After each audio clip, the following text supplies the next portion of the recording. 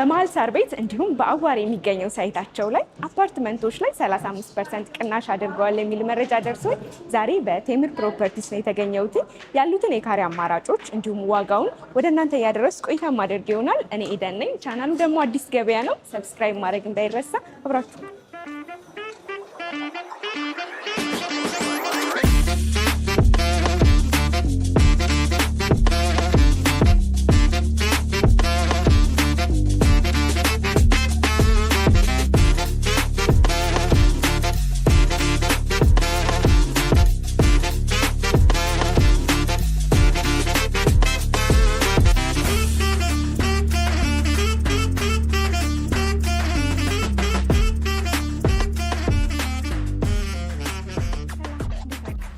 እንዴት ነህ?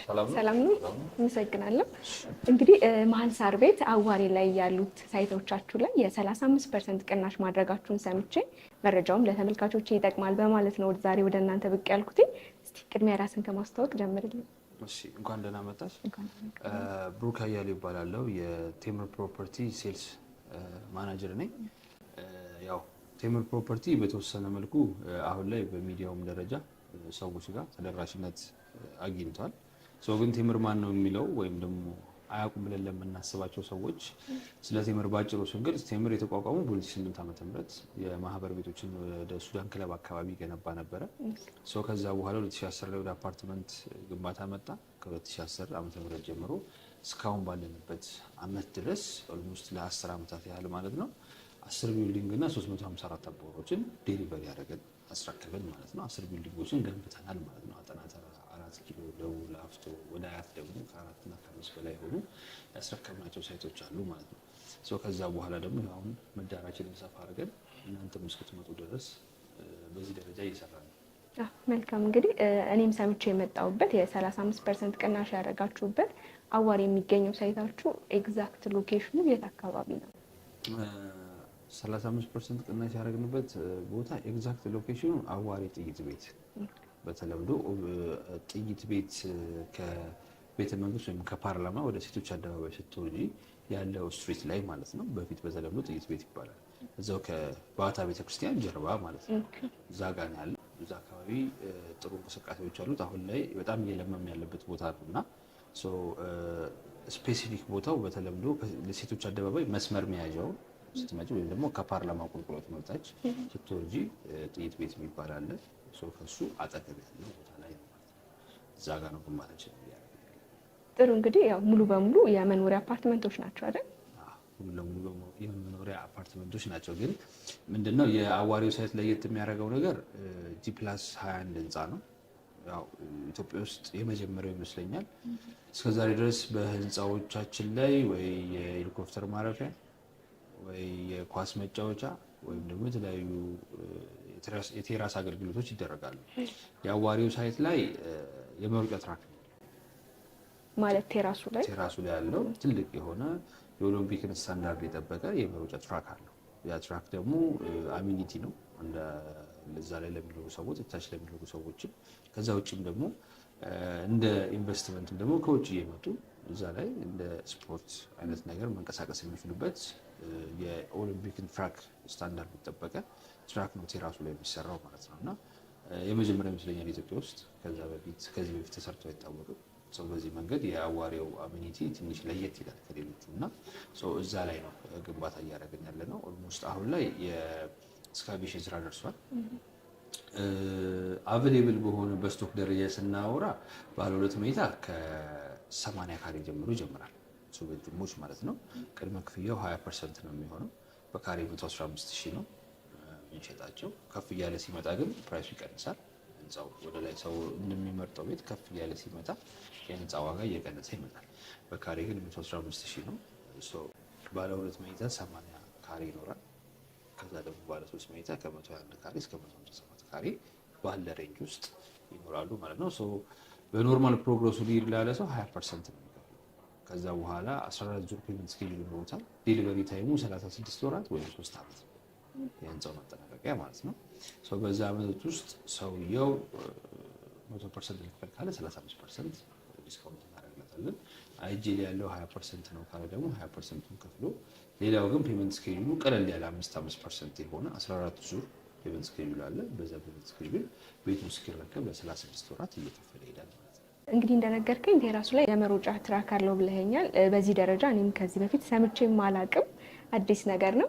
ከዛ ባሻገር ግን ሌሎች ምን ምን አሚኒቲዎችን አካቶ ይዟል ህንፃው? ኦኬ እሺ፣ እኛ ጋር አሚኒቲ ስንገነባ ብዙ ጊዜ የምንይዛቸውን ቦታዎች እኛ ጋር አሚኒቲው ራሱ ባይሟላ በመንግስት ደረጃ ደግሞ ወይም ደግሞ በአካባቢው ደረጃ የሚሟላ አሚኒቲ የምናዘጋጅበት ቦታ ላይ ነው ግንባታዎች ነው የምናደርገው።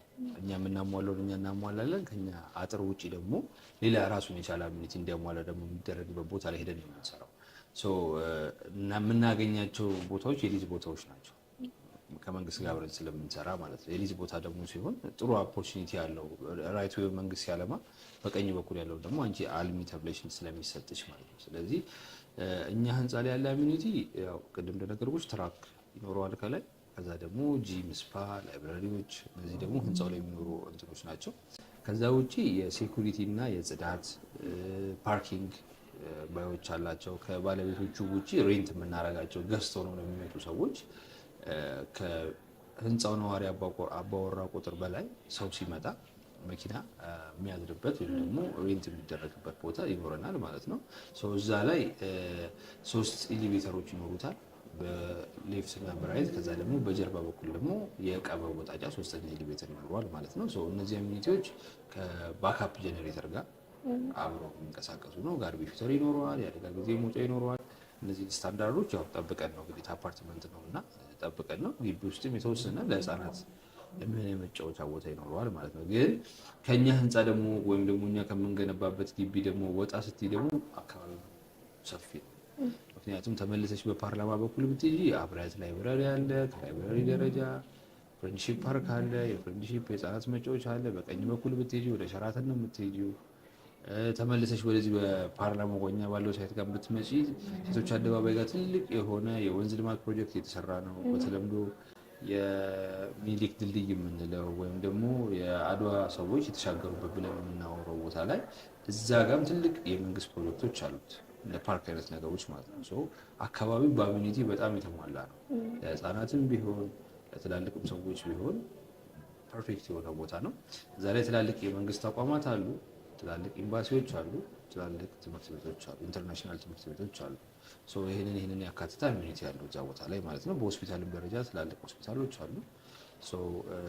ጥሩ የሆነ አሚኒቲ ያለበት ሳይት ነው ማለት ነው የአዋሪው ሳይት።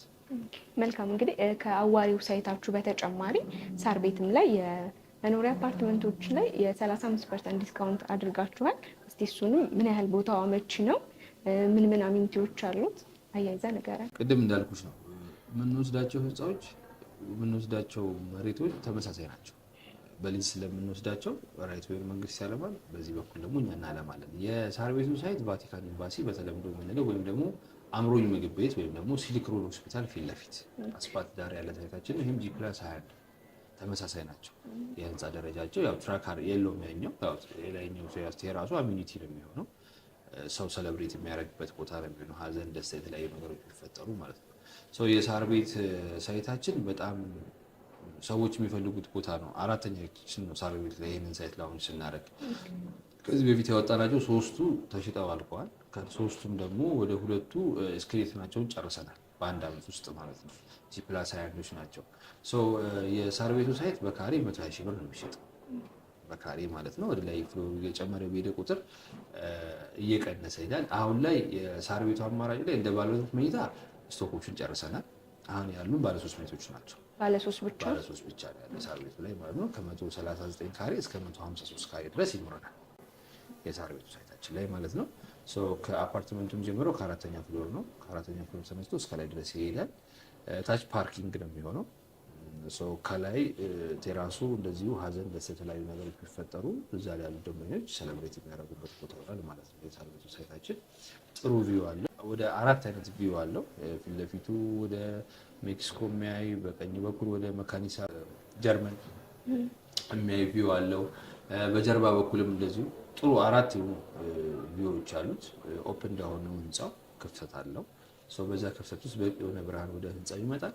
ያ ህንፃ ደግሞ ሙሉ ለሙሉ ብርሃን ሆኗል ማለት ነው። ለአንድ ቤት ፀሐይ፣ ብርሃን እና አየር አስፈላጊ ስለሆነ በእነዚህ አሚኒቲዎች የተሟላ ቦታ ነው ማለት ነው የሳር ቤት ሳይት። ሶስቱ ላይ ሽያጭ አድርገናል። ሞር እየተንቀሳቀሰ ያለ ነው በዚህ ነው። ሌላኛው ምናልባት በዚሁ አጠቃላይ ልንገርሽ እና አዋሬም ብትይ ሳር ቤትን ብትይ እየነገርኩሽ ያሉት ፕራይስ አዋሬም በካሬ 115,000 ሳር ቤት በካሬ 120,000። ይሄ ማለት በ36 ወር የምናስረክበው ነው ወይም ደግሞ በ3 ዓመት። በእነዚህ 3 ዓመት ውስጥ ምንም አይነት የዋጋ የማቴሪያል የብር የዶላር ጭማሪ ቢኖር ፊክስድ ፕራይስ ነው። ምንም አይነት ፕራይስ አፕዴት የምናደርገው ነገር አይኖርም። ዛሬ በተገበያዩበት ነው እስከ መጨረሻ የሚከፍሉት። እስከረከቡ ድረስ ያለው እስከ መጨረሻው ምንም አይነት አይነት ይሄ ራሱ ዴሊቨሪውን ይናገራል። ምክንያቱም እኛ መገንባት ነው እንጂ አለመገንባት ያዋጣል። ምክንያቱም ኢንፍሌሽን በየቀኑ እየጨመረ የሚሄድ ነገር ነው። ስለዚህ ነው አሁን 3 ዓመት ስንል በ3 ዓመት ውስጥ በ1 ዓመት ከ8 ወር እስኬሌትን እንጨርሳለን። ሁሌም ይሄ የቴምር ስታንዳርድ ነው። በ1 ዓመት ከ8 ወር እስኬሌትን መጨረስ ማለት ነው። የ3 ዓመት ፕሮጀክት ቢሆን እስኬሌትን የምንጨርሰው በ1 ዓመት ከ8 ወር። 3 ዓመት የመጨረሻው እንጂ 3 ዓመት ድረስ የግዴታ መድረስ አለበት አይደል? 3 ዓመት ግን እኛ እናልፍ ከ36 ወራት አናልፍ። ከዛ ውጪ ባሉት ግን የፊኒሺንግ ስራ ፍጥነቶች ካለቀልን ደግሞ ደንበኞቻችንን አያት እንዳሉ ሳይቶቻችን ቀድሞ መግባት ይችላሉ። አማራጮች ማድረግ እንችላለን። ግን ፊክስድ ፕራይስ ነው። ምንም የዋጋ ጭማሪ የለም። በኢትዮጵያ ብር ነው የምንገበያየው። ይሄ ትንሽ ከስተመሩን የሚያጨናንቀው ነገር ነው እና እኛ ጋር ደግሞ ኢንቨስትመንት ፍሪደም አለ። ቴምር ይጨምርብኛል አይጨምርብኝም የሚል ኢንቴንሽን የለም። ደግሞ ለከስተመሩ አድቫንቴጅ ነው። ዴሊቨሪውን ይናገራል። በዚህ አማራጭ ምንም አይነት ኢንፍሌሽኖች የለባቸውም እነዚህ ህንፃዎች፣ እነዚህ የቤት አማራጮች ማለት ነው። ደንበኛው ፍሪ ሆኑ ከኛ ጋር መገበያየት ይችላል ማለት ነው ይመስለኛል። ጥሩ አማራጮች ናቸው ለደንበኞችም። ያው እንደነገርከኝ ሁለቱም ሳይታችሁ ላይ የ35% ዲስካውንት አድርጋችኋል። ያ ማለት እንግዲህ ከአንድ ቤት ምን ያህል ነው የሚሆነው ቅናሹ? አፕሮክሲሜትሊ ከአንድ ቤት እስከ 6 ሚሊዮን ብር። የትኛው ሳይታችሁ ላይ ያለው? አዋሬው ሳር ቤት ብትመጪ 6 ሚሊዮን ብር ድረስ። አሁን ለምሳሌ 17 ሚሊዮን ብር የነበረ ቤት በ35% ከሄድን ቤቱ 11 ሚሊዮን ነው። ኦኬ 6 ሚሊዮን ብር ድረስ ሳር ቤት ላይ ያለው ማለት ነው። በጣም ትልቅ ዲስካውንት ነው 6 ሚሊዮን ብር ዲስካውንት። አዎ ምንድነው ሁኔታው? ማርኬቲንግ ሲስተም ስለሆነ እኛም ማርኬት ነው። ደንበኛውም ሲመጣ በምን አማራጭ እንሰጠዋለን? የጊዜም የገንዘብ ዲስካውንት እንሰጠዋለን። የዛሬ 3 ዓመት ሌላ ቴክኒክ የለውም። የዛሬ 3 ዓመት 17 ሚሊዮን ብር ከምትሰጠኝ አሁን 11 ሚሊዮን ብር ስጠኝ መኒስ ቫልዩ ነው። ምክንያቱም እኛ 11 ሚሊዮን አሁን ካገኘ ነው ኢንፍሌሽኑን ቅድም ነግሬሻለሁ ዲፌንድ እናደርጋለን ብዬሻለሁ። ሌላ ምንም ትሪክ ኖሮን አይደለም። ማቴሪያል ቀድሞ ገዝቶ ስቶር በማስገባት ነው ኢንፍሌሽኑን ዲፌንድ የምናደርገው። ስለዚህ ከዚህ በኋላ ሊኖርብን የሚችለው አዲሽናል ኮስት ደንበኛ ላይ እንዳንጨምር የሚያደርገን ላቦር ኮስት የሰራተኛ ክፍያ ነው። ያን ያህል ደግሞ ትልቅ አይሆንም። ስለዚህ ማቴሪያል ውድ ሊሆን የሚችለው ስለዚህ በምናገኛቸው ከኛም ካሽ ከደንበኛውም ቀድሞ ዲስካውንት አግኝቶ የሚሰጠን ሰው ደግሞ ማቴሪያል ገዝተን ስቶር አስገብተን ግንባታውን እናካሂዳለን ማለት ነው። እስከ 6 ሚሊዮን ብር ድረስ ዲስካውንት እናደርጋለን። ትንሹም ደግሞ እስከ 800,000 600,000 ድረስ ዲስካውንት አለ። 6 ሚሊዮን ብር ትልቅ ቅናሽ ነው። ትንሽም ደረጃ ዲስካውንት አደርጋለሁ። ለምሳሌ 35% ብቻ ለከፈለን ሰው ብቻ አይደለም ዲስካውንት፣ ከ30% ጀምሮ መክፈል ለጀመረ ሰው ዲስካውንት እናደርጋለን። ኦኬ የ35% ቅናሽ ምን ያህል ለሚከፍል ነው? 30% ስልሽ እንዴት መሰለሽ አሁን 100 ለከፈለን 35 ዲስካውንት እናደርጋለን ስንል በ65% ቤቱን ይገዛዋል ማለት ነው።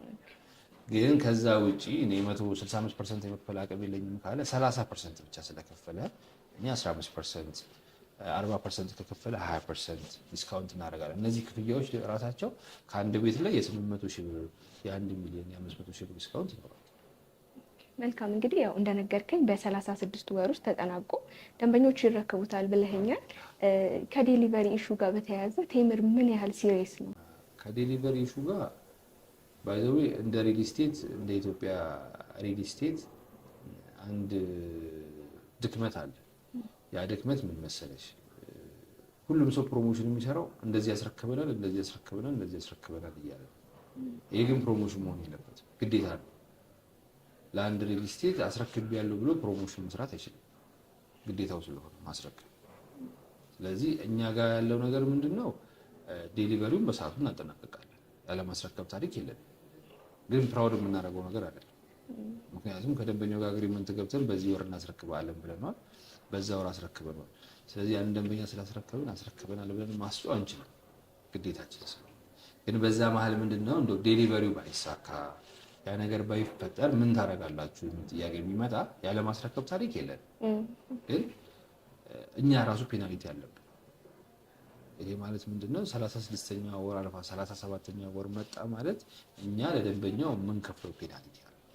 ደንበኛው እናንተ መጠየቅ ይችላል ማለት ነው። በቀን የሚታሰብ 0.01% ከሆል ሴሉ ላይ 17 ሚሊዮን ብር ቤት ከሆነ 17 ሚሊዮን 0.01% በቀን የሚታሰብ ቤቱን እስክናስረክበው ድረስ ፔመንት ክፍያ ይኖርብናል። እዛ ታሪክ ውስጥ ገብተን አናውቅም። አግሪመንት ማለት ኢፍ ነው ቢፈጠር ነው። ግን በዴሊቨሪ ጉዳይ ብለሽ ለጠየቅሽኝ ነገር ግን ዴሊቨሪ ያለማስረከብ ታሪክ ውስጥ ገብተን አናውቅም። ምክንያቱም ቅድም እንደነገርኩሽ ስኬሌተኑ የሚያልቀው በአንድ ዓመት ከ8 ወር ወይም በ18 ወራት ነው። በዛ ፕሮግረሱ ስለሚያልቅ ያን ያህል የፕሮግረስ ችግር የለብንም። ለሊትም ስለሚገነባ ምሽትም ጨምሮ ነው ስራ የሚሰራው ማለት ነው። ቀን ብቻ አይደለም። በዛ ዴሊቨሪ በጣም ይፋጠናል እና ዴሊቨሪ ግዴታችን ነው፣ ማስረከብ ግዴታ ስለሆነ ብዙም እንደዚህ ያስረክበናል ብለን ፕራውድ የምናደርገው ነገር አይደለም። መልካም። እሺ፣ ሁለቱም ሳይታችሁ ላይ እስቲ የኢንቨስትመንት ቫልዩ ሰዎች ነገ ላይ ገዝተው መሸጥ ቢፈልጉ ማከራየት ቢፈልጉ ምን ያህል አዋጭ ነው? ሪሴል ቫልዩ የትም ቦታ ቢሆን ፕሮፐርቲ ነው። ሰው በፊት ፕሮፐርቲ የሚመስለው ወይም ደግሞ ንብረት የሚመስለው መኪና እና ከዛ ቤት ይቀጥላል። መኪና ፉል ዳሜጅ ሲሆን ዳሜጅ ይሆናል። ቤት ግን እንደው ቢልዲንጉ ራሱ ቢፈርስ የቦታው ፕሌቱ ግን ያንቺ ነው፣ መሬት እንኳን ቢሆን ማለት ነው። በኢንቨስትመንት ደረጃ አንድን ቦታ ጥሩ የሚያደርጉት አንደኛ ሎኬሽኑ ነው፣ ሁለተኛ ያ ህንፃ የተሰራበት ማቴሪያል ኤክስፔንሲቭ የሚያደርገው ቦታ። አሁን እየጠራናቸው ያሉት ቦታዎች በጣም ሎኬሽን ዋይር ናቸው። በጣም ብዙ ሰዎች አክሰስ የሚያደርጉባቸው ቦታዎች ናቸው። ሳር ቤት ብትይ የዲፕሎማት ቦታ ነው። ብዙ ኤምባሲዎች፣ ብዙ ትምህርት ቤቶች፣ ብዙ ተቋማት ያሉበት ቦታ ነው ሳር ቤት። አዋሬ ጋር ብትመጪ ደስ ይላል። ምንም የሚለያይ ነገር የለም። እነዚህ ቦታዎች በኢንቨስትመንት ደረጃ ሪሴል ቫልዩአቸው በጣም ሀይ ነው። ምን ነገርም አይጠበቅበትም። በጣም ሀይ ነው። ያኛው 4 ኪሎ ጋር ነው ያለው፣ ይሄኛው ደግሞ ሳር ቤት ጋር ነው ያለው። በየቀኑ ፕራይሳቸው ወደ ላይ እየጨመረ የሚሄድ ነው። አሁን የነገርኩሽ የካሬ አማራጭ ወይም ደግሞ የካሬ ቅድመ ክፍያ አዋሬ በካሬ 115,000፣ ሳር ቤት በካሬ 120,000 ብዬ ስነግርሽ የዛሬ 3 ወርና 4 ወር ብትመጪ በዚህ ፕራይስ አናገኝም። አፕዴት ይደረጋል፣ እኛም እንጨምራለን፣ እዛ ላይ የሚገዙ ሰዎች ይጨምራሉ። ትንሽ ደግሞ የህንፃው ግንባታ ከፍ እያለ ሲመጣ ደግሞ ደብል ነው። ምክንያቱም እየተገነባ ያለ ህንፃ ነው፣ ከፍታ አለው። ያ ከፍታው ደግሞ ሲመጣ በጣም ፕራይሱ በጣም ሀይ ነው። ሪሴል የሚያስቡ ሰዎች መጠቀም ይችላሉ። እንዲሁ ደግሞ እንደ ኢንቨስትመንት ሬንታል ቤቱን ለማከራየት የሚፈልጉ ሰዎች መጠቀም ይችላሉ። መኖር እፈልጋለሁ የሚሉ ሰዎች መጠቀም ይችላሉ። ሶስቱም ሰዎች ያንን ቤት መግዛትና መውሰድ ይችላሉ። ጥሩ። እንግዲህ ከሳር ቤትና ከአዋሬው ሳይታችሁ ውጭ ሌሎች የሳይት አማራጮች አሏችሁ? ከ10 በላይ አማራጮች አሉ። ጋርመንት አፓርትመንት አለን እዛው አፍሪካን ሲዲሲ ንፋስ ስልክ ላፍቶ ክፍለ ከተማ። ከአፓርትመንቱ በታች ሱቆች አሉ፣ የተወሰኑ ሱቆች፣ የቀሩ ሱቆች አሉ። ትልቅ ሱቅ ደግሞ አሁን እየገነባን ያለ ነው ወደ ገላን አካባቢ። እዛ ጋርም ትልቅ ቦታ አለ። ያው ገላን መውጫ ነች፣ ጥሩ ቦታ ነው። ስፔሻሊ ይሄ ስፔር ፓርት የመኪና መለዋወጫ የሚያስቡ የተሳቢ ትራከሮችን ስፔር ፓርት የሚያስቡ ሰዎች በጣም ቆንጆ የሆነ ሱቅ እዛ ጋር ክሬት ማድረግ ይችላሉ። በአፓርትመንት ደረጃ ሊሴ ገብረ ማርያም ትምህርት ቤት ጀርባም አለን። ቴምር ሞር የሚታወቀው በዛ ነው። እዛ ጋር አሉን አፓርትመንቶች። ተክለ ሃይማኖት ሆስፒታል ፊት ለፊት ወይም ሶማሌ ተራ የምንለው እዛ ጋር ሳይት አለን። ወደ አያትም ሳይት አለን ማለት ነው። እስከ 10 በላይ ሳይቶች አሉ። እነሱም ቅድመ ክፍያቸው በ10% የሚጀምር ሲሆን ግን ግንባታቸው 80% የሚደርስ አለ፣ 40% የሚደርስ አለ። በፕሮግረስ እየሄዱ ያሉ ሳይቶች አሉ። መልካም። እሺ፣ እነዚህን አፓርትመንቶችም እንዲሁም የንግድ ሱቆችን ከሀገር ውጭ ላሉ ተመልካቾች እንዴት ነው ከእናንተ መገበያየት የሚችሉት? ቀላል ነው። ያን ያህል ከባድ ነገር የለውም። እነዛ ደንበኞች እኛን ታች በሚቀመጠው ስልክ ኮንታክት ካረጉም በኋላ በኋላ የዲኤችኤል አማራጮች አሉ። ደንበኛው ከወሰነ በኋላ እነሱም እዛ ሆነው ዳይሬክት መላክ የሚችሉ ከሆነ ገንዘቡን በባንክ ቤት ያንን ለእኛ መላክ ይችላሉ። ያንን ካረጉ በኋላ ስቴትመንት ልከውልን ያንን አድርገን አታች አድርገን መላክ እንችላለን በዲኤችኤል ማለት ነው። ምናልባትም ደግሞ እዚህ ወኪል ካላቸው ደግሞ እኔ የሚሉ ሰው ደግሞ ካለ በዛም ፕሮሰስ አድርጎ መጨረስ ይችላል። አማራጮቹ ኢዚ ናቸው። ስፔሻሊ ውጭ ያለ ሰው አብዛኛው ደንበኞቻችን ውጭ የሚኖሩ ሰዎች ናቸው። ያ ስለሆነ ብዙ አማራጭ ይኖራል። ቀላል ነው ዲኤችኤልም ስላለ ባሉበት ውሉን ማግኘት ይችላሉ ማለት ነው። ጥሩ እንግዲህ እኔ መታች ባለው ስልክ እንዲደውሉ ሳይቱንም እንዲያዩት ከወደዱም እንዲገዙ መልእክቴ ነው። ስለነበረን ቆይታ ከልብ አመሰግናለሁ።